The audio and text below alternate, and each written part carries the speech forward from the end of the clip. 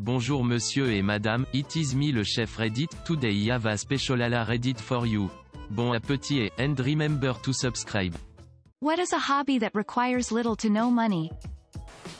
Get a library card and go on their website and really look at all they have to offer. Libraries offer so much more than books. Most offer movie streaming similar to Netflix, called Canopy, Linda's entire learning library, expert video tutorials for pretty much every computer program you can think of, all sorts of e-media, and so much more, all totally free. Libraries have really upped their game. Edit, thank you for the gold. Stargazing. If you live somewhere dark enough, you don't need a scope to still see and identify stars, planets. If you want a hobby that requires money, but saves you money in the long run, try getting better at cooking. I started baking my own bread all the time and stopped buying bread because it's cheaper to get flour and yeast in bulk. Edit, bread wasn't the best example. I mean learn to cook in general. For me bread is cheaper to make my own but not for many. Knowing how to do a steak in cast iron skillet can get you restaurant-style steak at home at only a fraction of the cost. Since you probably already have a smartphone, geocaching. Language learning. Not sure about every language, but as a native English speaker learning Spanish there are lots of free resources. It's time-consuming but very fulfilling and doesn't ever have to cost a dime. Chess. Procrastination on Reddit. Dude, your local library probably has a ton of cool adult programs. The one I work at is frosting beer mugs next week and we play Magic the Gathering twice a month and the library provides cards for anyone who has none. Reading thanks to the internet. Card throwing. I picked it up a few years ago, now I can slice small fruit and even cut into watermelons and stuff. Origami. There are tons of free patterns online and you can even get whole books with a little ingenuity. I particularly recommend modular origami, where you make a big thing out of lots of small identical pieces. Usually the small unit is very easy to fold, putting them together is quite simple, and you can make something really amazing. It also kind of primes your brain for making three-dimensional shapes in any medium, especially glass. Writing. It can be done for virtually no money. Between public libraries with computers and Google Docs, you have everything you need. Or you can pick up a free pen at your local bank and random paper flyers around town if you want to go old school. If you're willing to shell out a bit more, a pack of pens and decent lined notebook is less than $10, and even the most lightweight Linux distro on the shittiest computer either has web access or a way to get an open-source word processor. Hiking. Whittling. You can start with a $3 knife from a gas station and some sticks. Learn the basics, take off the bark, make a point, make a sphere, then work your way up. Throwing change at small children. Nickels work best for distance and cost per outing. It's a win-win. I get the satisfaction and they get free money. Volunteering at a local animal shelter. The dogs always need walking, and crave affection and interaction. Edit, as others have pointed out, look at your local anything shelter for volunteering, farm sanctuaries, wildlife things, etc. For those of you who have been waitlisted to walk some doggos, maybe offer a hand to clean out the kennels, or do a less glamorous job. You're more likely to get to do the cuddly fun stuff if you've helped out with hard stuff before. Smiley face. Also, animal shelters often need supplies that you could have lying around at home. My local shelter is always looking for towels and old blankets, for example.